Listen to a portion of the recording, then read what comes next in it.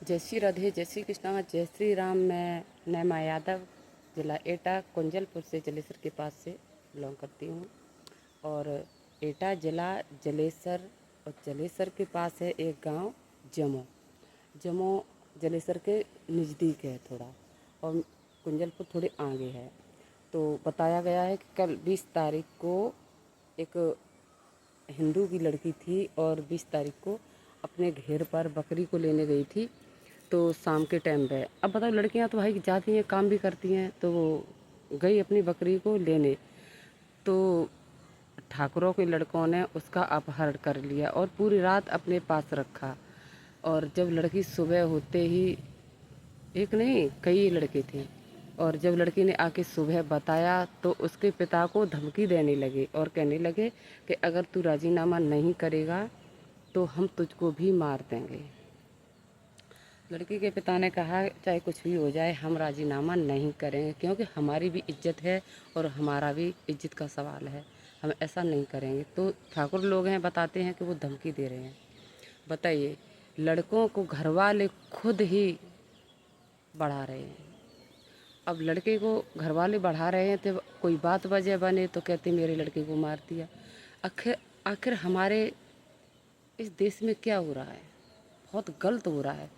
और माँ बाप है ना, बच्चों को फटकते फटकारते, लेकिन अगर ऐसी धमकी मिल रही है तो वो क्यों सुधरेंगे? और है ना, और भी दरिंदे हो जाएंगे और लड़कियों को वो भी ऐसा ही करेंगे। तो घर वाले चढ़ा रहे हैं। भाई मैं ऐसे माता पिता से कहना चाहूँगी कि अपने बच्चों को ऐसी सभ्यता मन सिखाओ, उन्हें डपटो। कुछ थोड़ा बहुत दंड मिल जाए तो ठीक है, और भी जो लोग हैं उनको भी वो भी जाने कि ऐसा होगा तो हम आगे ऐसे काम नहीं करें, लेकिन घर वाले खुद कराते हैं। अब घर वालों की यही राजी है कि अगर राजीनामा तू नहीं करेगा तो हम तुझको भी जड़ से ख़त्म कर देंगे। बताइए कितनी गुंडागर्दी हमारे देश में हो रही है।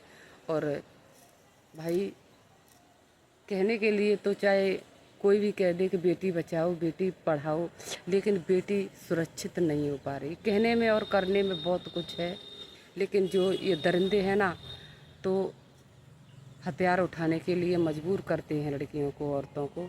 जब ये इतना उपद्रव करेंगे तो बताइए लड़कियां कहाँ तक हथियार नहीं उठाएंगी? और अपनी बेटी को संस्कार दो, और संस्कार के साथ साथ ये भी कहो कि अगर तुम्हारी तरफ कोई नज़र उठा के देखे तो उसे बीच से फाड़ दो, तो तुम्हारी बेटियां सेफ रह सकती हैं। नहीं ये दरिंदे तुम्हारी बेटियों को चबा जाएंगे और चबा करके फेंक जाएंगे। अपनी बेटियों को संस्कार दो, संस्कार के साथ में उसके हाथ में हथियार भी थमा दो कि अगर कोई दरिंदा तुम्हारी बेटी की तरफ चिताए, तुम्हारी इज्जत की तरफ हाथ डाले तो उसके बीच से फाड़ करके दो टूक कर दे। बताइए बेटियां कहाँ तक बचेंगी, कहाँ तक नहीं बचें?